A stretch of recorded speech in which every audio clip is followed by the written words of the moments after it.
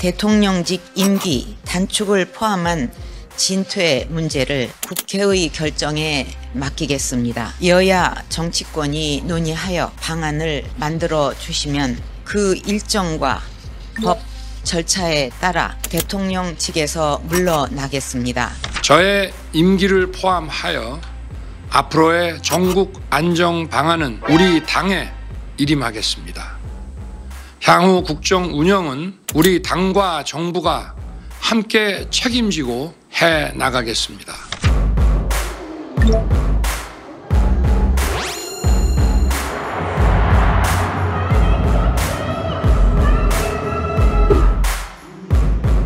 지난 7일 여의도 국회의사당역 인근에서 오후 3시부터 시작된 촛불문화제 윤석열 대통령 탄핵 촉구 집회에는 주최 측 추산 100만 명, 경찰 추산 15만 명의 인파가 집결했습니다. 이날 국회는 본회의에서 윤석열 대통령에 대한 첫 번째 탄핵소추안을 표결했지만 재석의원 195명이 참여하는 데 그쳐 투표 불성립으로 폐기됐는데요. 국민의힘 의원들이 투표에 참여하지 않으면서 의결 정족수가 부족했기 때문입니다.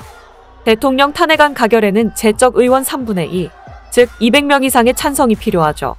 현직 대통령의 탄핵안이 국회 본회의에 오른 건 지난 2016년 12월 박근혜 전 대통령 탄핵 정국 이후 8년 만인데요.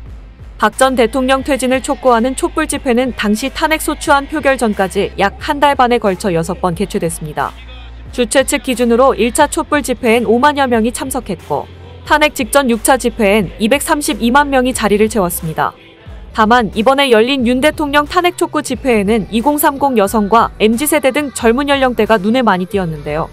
촛불 대신 아이돌 응원봉을 들고 K-팝에 맞춰 노래하는 등 축제와 같은 활기찬 분위기를 풍겼는데 형형색색 응원봉과 K-팝은 두려움에 맞서는 연대의 상징으로 자리 잡았습니다.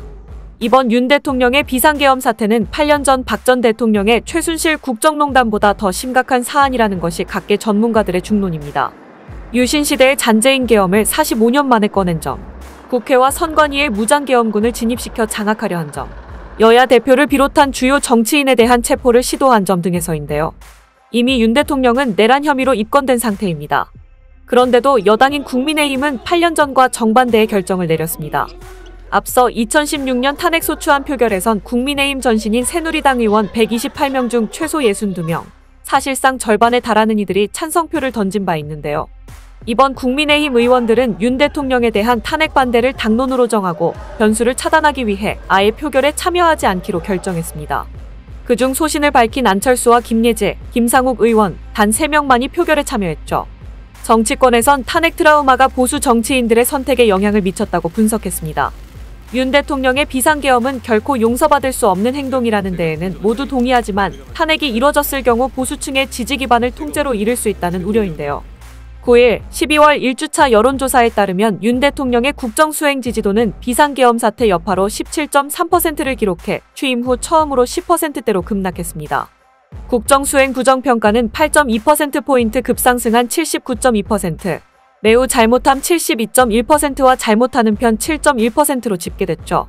국민의힘 지지율 또한 크게 떨어져 6.1%포인트 낮아진 26.2%를 기록했는데요. 이는 박근혜 정부 국정농단 사태 초기의 여론 변화와 비슷한 양상인데 유사한 흐름 탓에 정치적 파장이 더욱 커질 것이라는 관측이 나옵니다. 앞서 윤 대통령은 7일 오전 용산 대통령실에서 12월 3일 비상계엄 사태와 관련해 자신의 거취에 대한 입장을 담은 대국민 담화를 발표했죠. 385자 분량의 담화는 1분 52초 만에 끝났는데요. 담화 문서도에 존경하는 국민 여러분을 읽고 옅은 미소를 짓는 듯한 윤 대통령의 모습이 카메라에 포착돼 논란이 일기도 했습니다. 이번 담화로 인해 8년 전 탄핵을 앞둔 박 전 대통령의 3차 대국민 담화 역시 재조명됐는데요. 2016년 11월 당시 박 전 대통령은 대통령직 임기 단축을 포함한 진퇴 문제를 국회의 결정에 맡기겠습니다. 여야 정치권이 논의하여 방안을 만들어 주시면 그 일정과 법 절차에 따라 대통령 측에서 물러나겠습니다. 라고 밝혔습니다. 탄핵과 임기 단축을 포함해 여야 협의와 국회 절차에 따른 퇴진을 시사한 셈이죠. 그러나 윤 대통령의 이번 대국민 담화는 국회가 아니라 우리 당에 일임하겠다고 강조했는데요.